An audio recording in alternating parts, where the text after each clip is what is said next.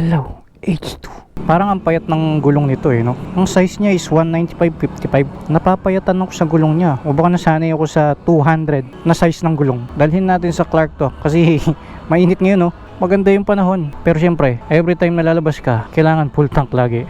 Wala tayong tank bag ngayon kaya belt bag na lang na motocentric yung ginamit natin. Nakalimutan ko pa magdala ng tire inflator, but anyway, dito lang naman ako. Ang ganda ng kulay no, madumi lang pero ganun talaga, katatapos lang ng ulan ano. Bago yung gulong, so kailangan ma-break in muna. Ang gulong na ginamit niya is Diablo Rosso 4. Ito yung bagong Diablo Rosso ngayon Okay, dalhin na natin sa Clark.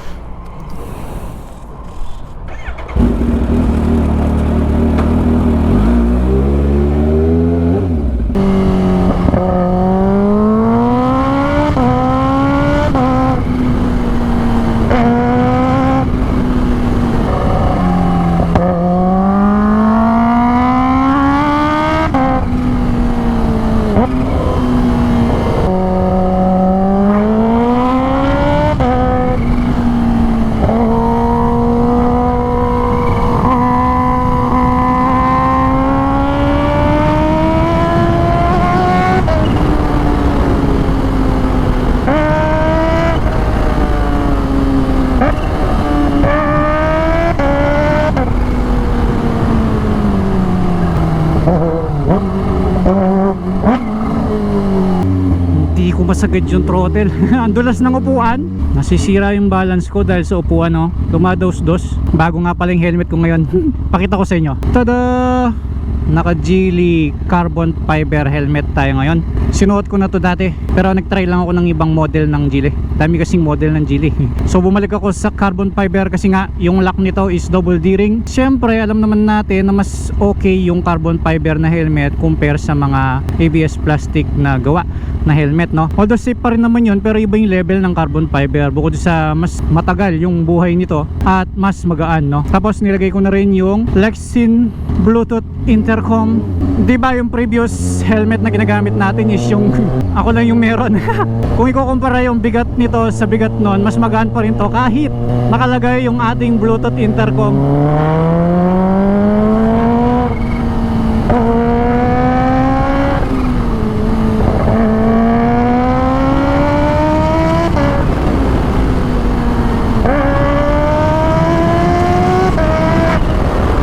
Mas malakas yung whistle nito kumpara sa ZH2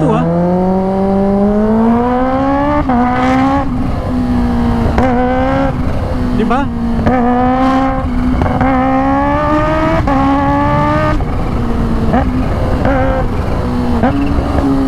Kaya ako naman ay nagsuot ulit ng carbon fiber or double D-ring na lock na helmet kasi sunod-sunod na po yung mga nababalitaan ko na mga big bike rider na na-aksidente.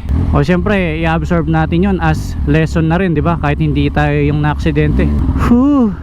Mainit kung mainit, maulan kung maulan. Dalawa sa mga nabalitaan kong na-aksidente noon ang natanggalan ng helmet. Branded naman yung helmet nila pero natanggal. Hindi natin alam kung dahil sa hindi nakatali yung lock ng helmet nila.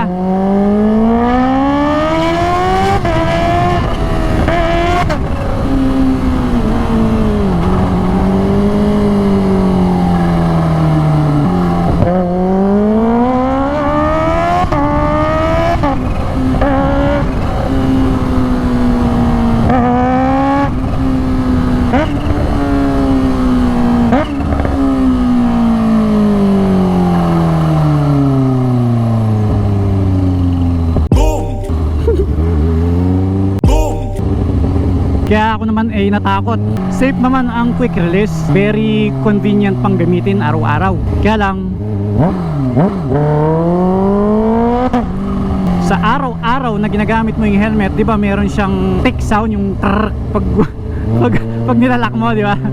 So katagalan yon, yung trrrr na yun napupudpud. So after 1 year na everyday mo ginagamit, gusto mo hindi mapupudpud yun matagal-tagal ko na rin ginagamit yung helmet natin last time. So kailangan sigurado yung lock natin Dito sa helmet na to, mas feel ko safe yung ulo ko. Kaya lang syempre carbon fiber siya, mas mahal siya sa mga regular na Geely helmet. So ito ay hindi dual visor, which is okay lang din naman kasi para mas magaan yung helmet. At dalawa naman yung free na lens nito. Merong kagaya nito gold at meron din siyang clear. So yung binigay ni Darrell sa akin na anti-fog na dinidikit, nilagay ko ngayon at super ganda. Talagang fit na fit at alam na alam mong walang tatagos na tubig kasi nga nakadikit sa lens. At pangalawa, hindi nagagasgas yung lens nito dahil nakadikit na siya eh.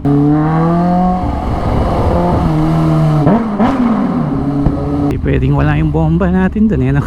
Ito yung maganda sa sports bike eh, no? Pag dito lang, yung trip mo lang breakfast ride or tumambay, sarap dalhin eh, no? Lalo na dito sa Clark, ang ganda, very peaceful. Ako lang yata yung magulo dito. Hindi, joke lang. Dapat ngayon ay pupunta ako ng Caloocan kasi may grand opening ng bagong shop doon, yung pang motorcycle gears, ganon.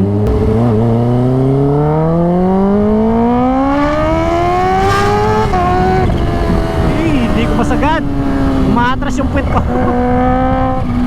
Hindi ako natuloy sa Caloocan ngayon kasi nga naalala ko traffic nga pala sa NLEX. Gusto kong gamitin tong H2. Hindi pa natin siya walk around. Matigas yung clutch nito. So pag nababad tayo ng halimbawa isang oras na traffic sa NLEX, di ba, sisingit-singit tayo ng konti. Kaso sobrang tigas kasi ng clutch nito, hindi ko maintindihan bakit ganun. Kaya hindi ko na tinuloy at i-focus na lang natin ang ating vlog dito sa Kawasaki H2. So nakarating ako ng Clark from our house. Hindi naman ako na-stress sa body position ko. So sabi ko nga, okay na okay pang tambay, breakfast ride, and simpleng vlog like now. And syempre depende na rin sa lugar. Like dito wala naman masyadong traffic, kaya nakakarating ako sa lugar nang hindi pa pagod. Pero kung papupuntahin mo ako ng Maynila ngayon, ako dapat kaninang madaling araw ko umalis. Kasi kung ngayong oras ka aalis, mga bandang alas 2 ng hapon, ang dating mo doon, kung nakamotor ha, mga alas 4. So abutin na naman tayo ng dilim doon at pwede na ulit magtambay dito. Ayos, ganda dito ah. At may golf na dito. Palibasa hindi na masyado umuulan, kaya nakapag golf na sila. Kuya, number 446 ng Ironman, hirap i-neutral ng Kawasaki. Sa last vlog, nasira yung audio natin, no? Dahil hindi compatible yung isang GoPro Hero 11 natin sa mic adapter. Hindi ko maintindihan kasi itong nakalagay sa helmet ko ngayon, yung primary GoPro Hero 11. Hero 11 din naman yung aking secondary, pero bakit hindi sila pareho ng compatibility pagdating sa mic adapter, no? Ayoko kasing nagmi-media mode dito sa ating primary kasi pag nagpalit ako ng baterya, ang hirap, kakalasin mo lahat. Unlike dito, bubuksan mo lang yung kanyang pinto, mahuhugot mo na yung baterya. Na-try na rin natin siya sa ulan, so okay naman. Yung media mode, okay din yun sa ulan ha, pero wag mo lang ilulubog sa tubig. Sa last vlog nga natin, nakatatlong episode tayo dun eh, pinagsama-sama ko lang. Actually yung gabi, after ko nakuha yung pyesa ng Montero, kumain pa kami noon sa may bandang Makati. Kaya lang dahil madilim, baka sabi ko di mag-enjoy yung mga nanonood kasi madilim nga. So tinuloy ko na lang kinabukasan yung pagkuha natin ng Raider. So saan nyo nga pala sa next vlog natin guys, Raider naman yung gagamitin natin at meron tayong unang-unang modification na ginawa.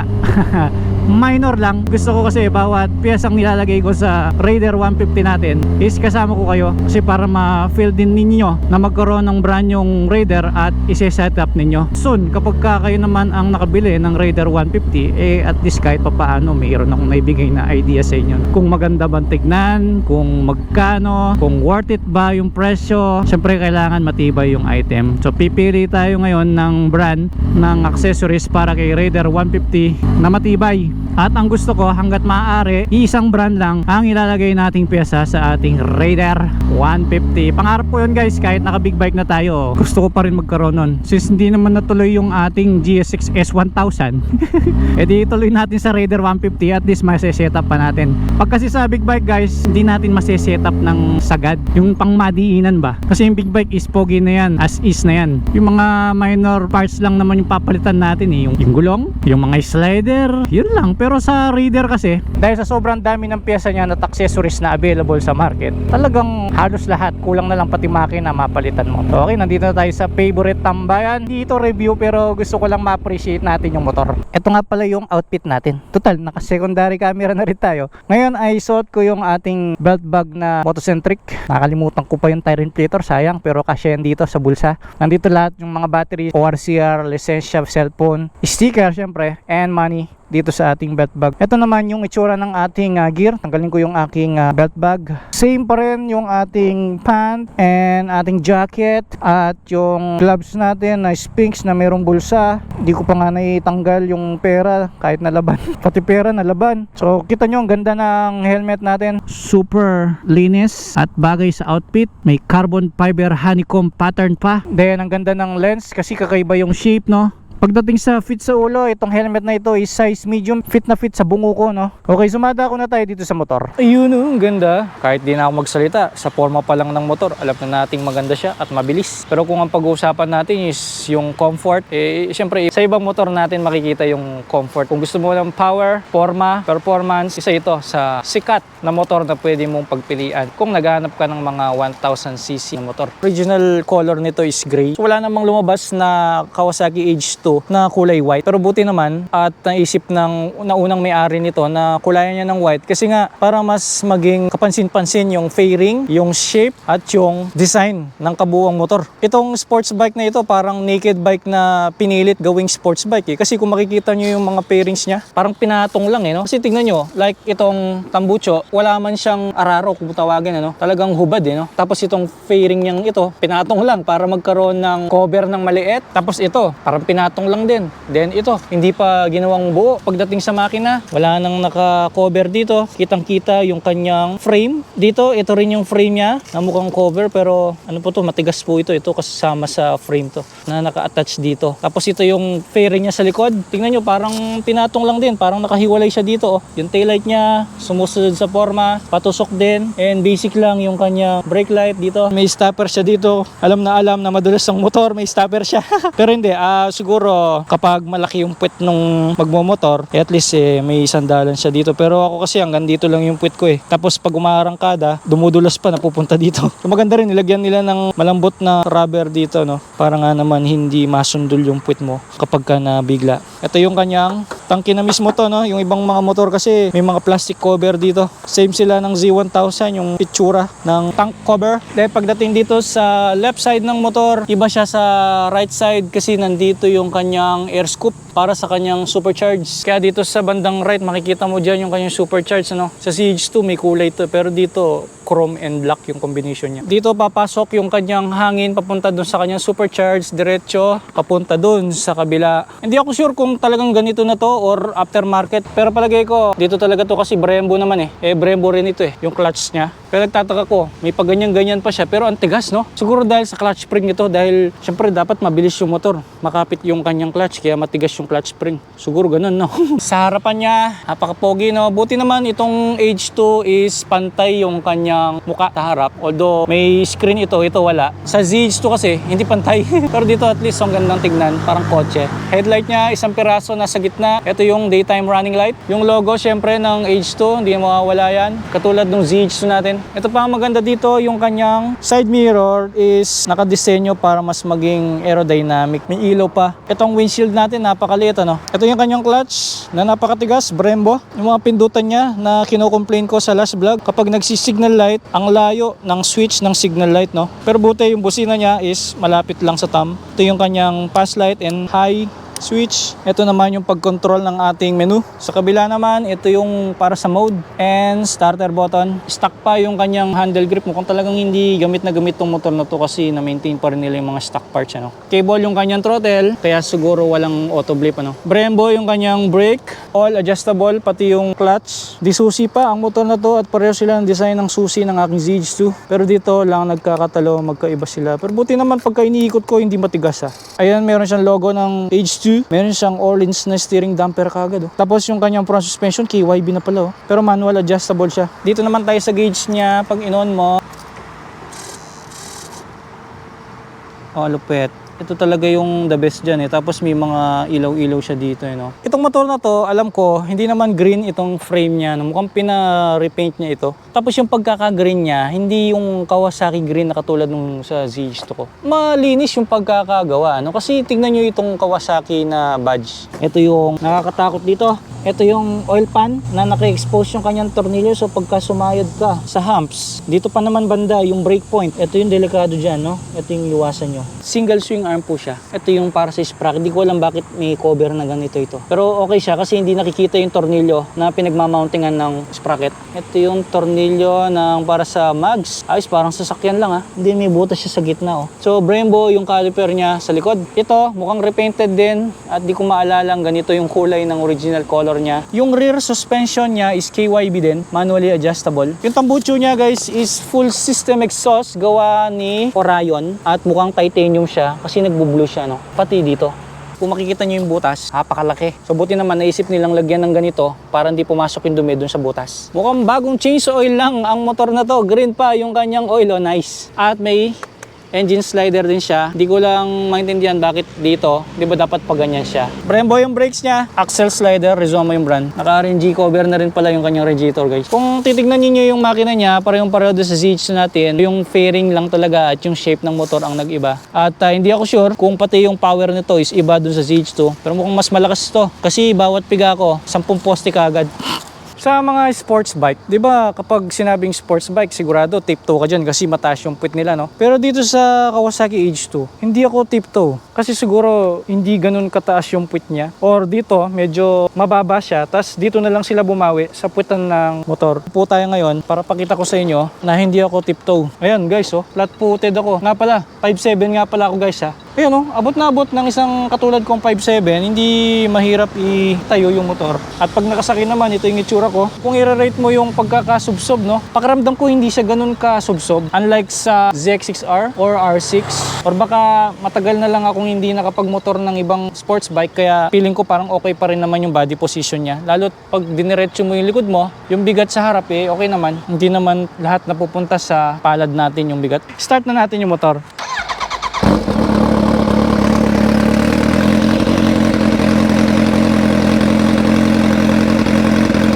Lakas, Grabe.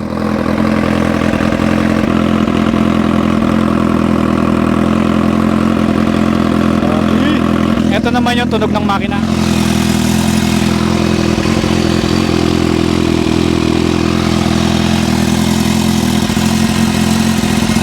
Totok naman natin sa tambucho.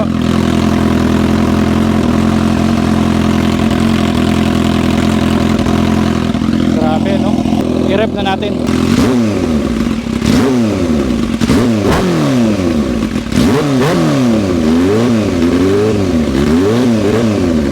Yung throttle niya kahit konting pihit lang, ang lakas ng effect sa tambucho, Napaka-responsive.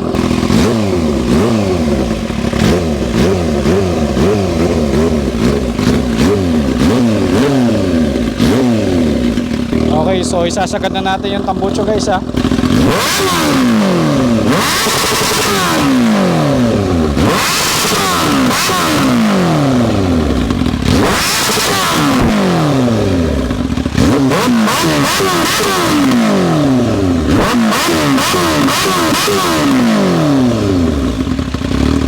Hindi ko mababad yung pagbomba kasi sobrang nakakasakit sa tenga.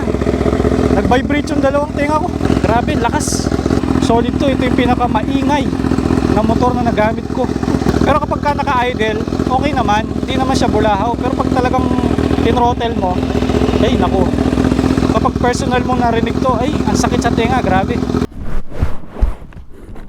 Ito kahit matagal siyang nilalak, at least alam kong hindi matatanggal. Kapag wag naman sana pag sumimplang tayo. Ito kasi number 1 na importante pagdating sa riding gear, ang helmet. So kung quality na yung shell ng helmet natin, dapat siguradong hindi siya matatanggal pagka bumali-balentong tayo sa daan. So yun pa yung lagi yung tatandaan guys. Pag bumili kayo ng helmet, make sure na fit sa inyo. Wag yung maluwang. Medyo i-50-50 mo rin yung comfort versus safety. Kasi dahil nasisikipan ka at masakit sa pisngi, luluwagan mo ngayon yung size na bibilin mo, which is wrong kasi pag bumali-balentong tayo sa daan, baka umikot yan sa ulo mo. Kailangan pagka ginalaw mo yung helmet mo, halimbawa ganito, hindi sumasama, kailangan fit siya para yung impact ma-absorb ng helmet.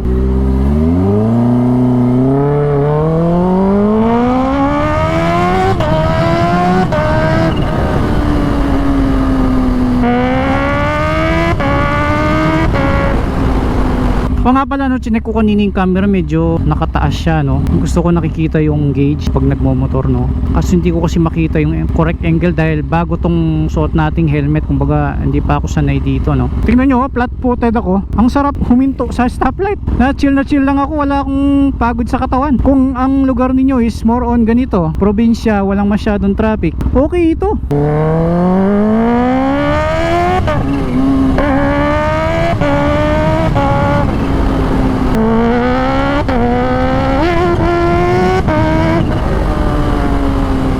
Tumatalon yung motor, no. Pagdating sa suspension, medyo matigas siya. May ilalambot pa yung suspension nito, gayong fully adjustable naman siya. Siguro medyo mabigat yung unang may-ari, at yung may-ari ngayon Lee, pasensya na.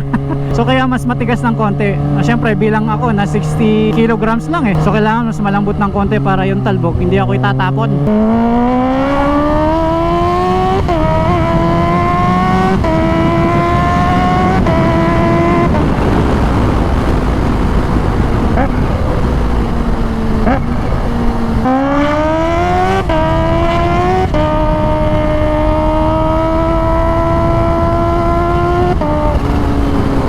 Bomba tayo dito.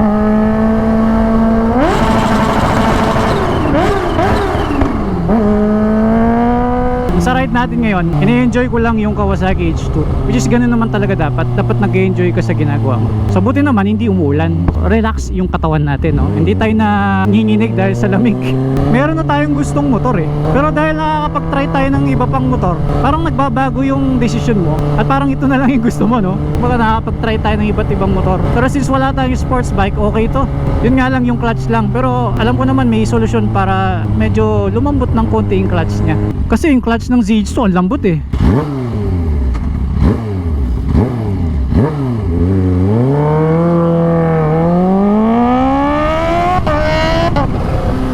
Advice ko naman sa mga naka-sports bike para hindi mabilis mangawit yung daliri ninyo, medyo ibaba nyo ng konti yung brake lever and clutch lever para hindi nakaganyan. Alam yon, pag nakaganyan ka kasi ipit yung ugat mo no?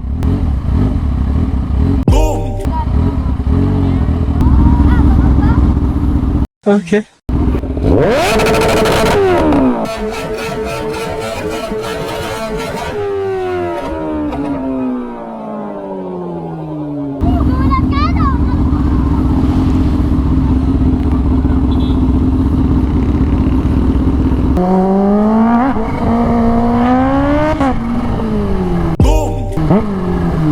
Grabe, neck breaker tong motor na to.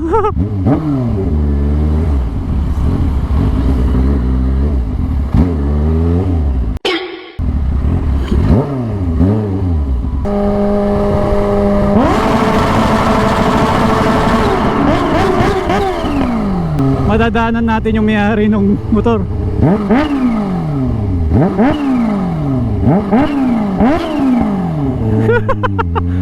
Nandyan daw siya Tayo natin yung subscriber natin. Hindi kasi pwede doon traffic Nasa na? Ayun, nasa huli ko. Sir, thank you. Thank you po. Sige po. Thank you po. Sige po. Saan gawin nyo? Tarlac po. Actually hindi ko alam kung saan ako pupunta Sir. Hi sir. Opo, thank you po. Ingat po, ingat po. Towards Tarlac kasi to. Hindi kasi tayo pwede sa alam nila nung kasi kakaiba yung motor no. Mag-neutral ka. Ayun. Thank you. Ilan kayo dyan? 4? Oh, 4. Natupi lang isa. Oh. Sige, ingat kayo Meron pang umabol. Wait lang. Meron ulit. Di na ako makakarating. Sa bagay, wala naman ako pupuntahan Yun Thanks. Thank you. Sir Yun Ingat Ayun buti na lang may dala akong sticker. Thank you. Yan. Yun Thank you.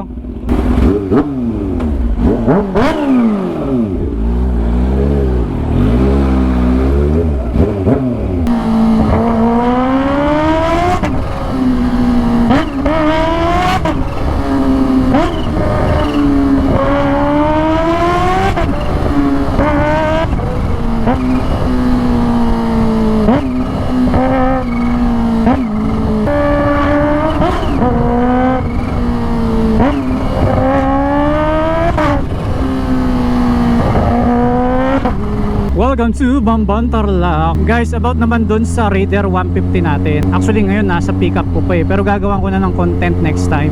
Di ba may mga concept tayong sinusunod? Ako may pagka Thailand concept yung gusto ko kasi nga napaka mabuting-ting yung tignan, no? Pagka Malaysian concept naman, malinis yung pagkaka-set, lalo na naka-mag siya, di ba? Pero gusto ko kasi rim set since dun lang naman yung Raider ko. Alam mo yun, gusto ko lang maporma kahit na nag-jump tayo kaagad sa big bike. Iba pa rin yung mga ganong motor na nase-setup natin.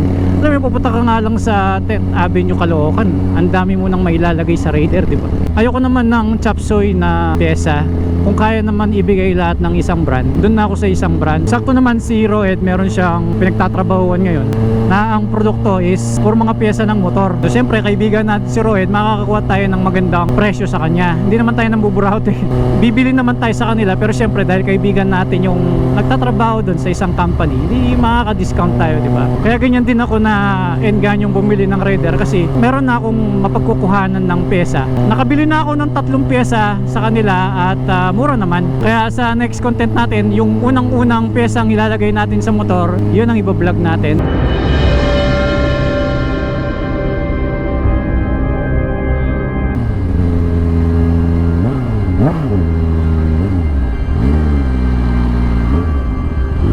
Wala, bakit pumepreno yung H2?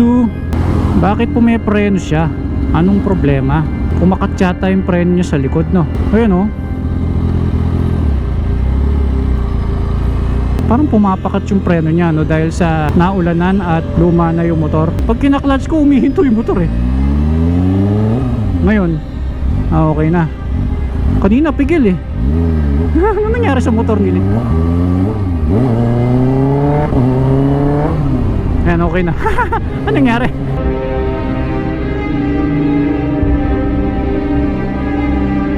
May problema yung H2. Walang preno sa harap.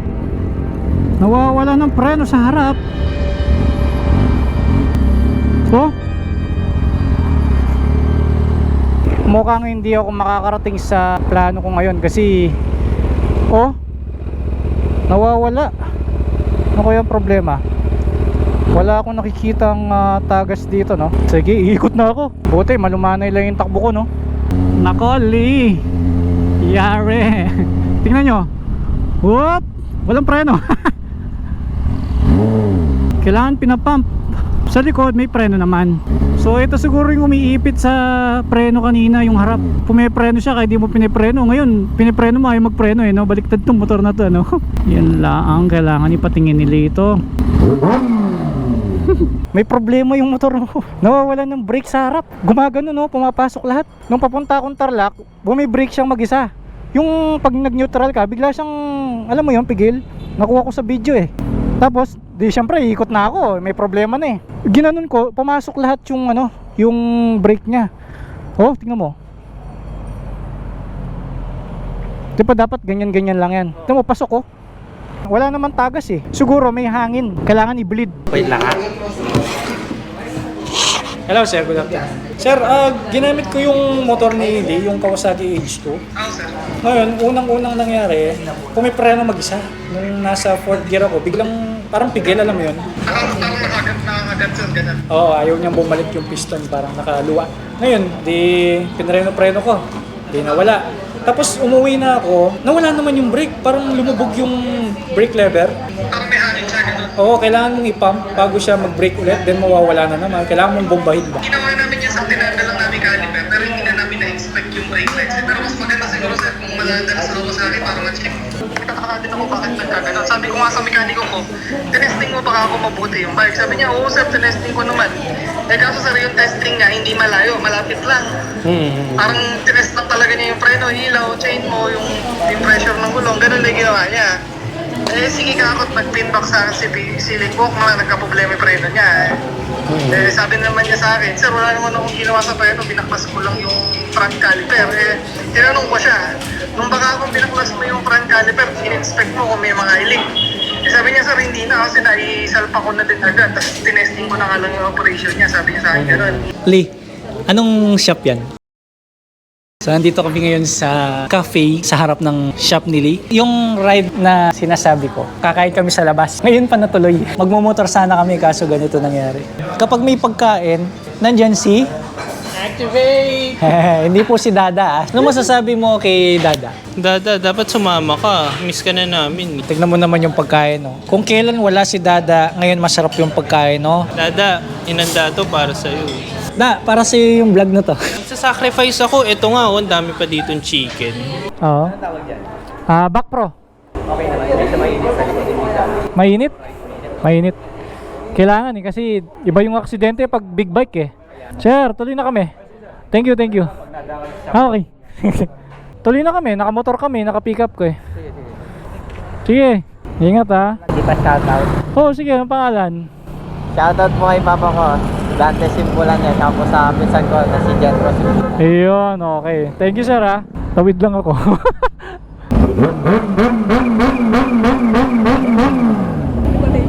Bomba daw. Bomba? Halika. Bomba. Halika. Dito, babomba ako.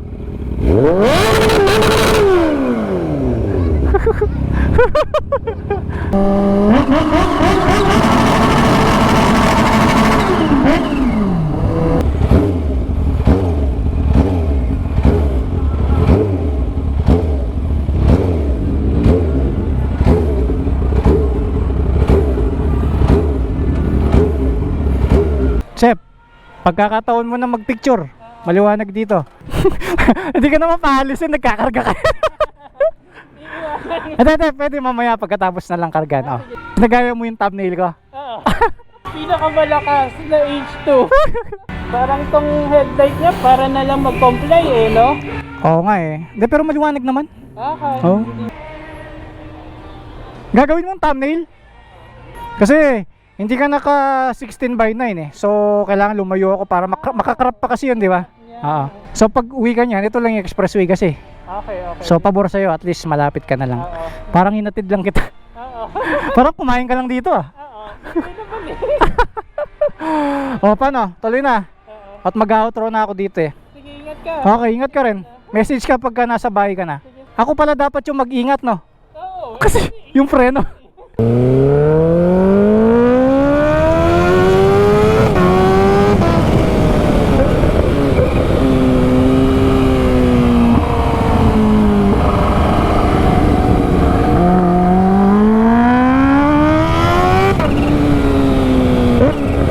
Alright guys, hanggang dito na lang. Maraming salamat. Wait for speed.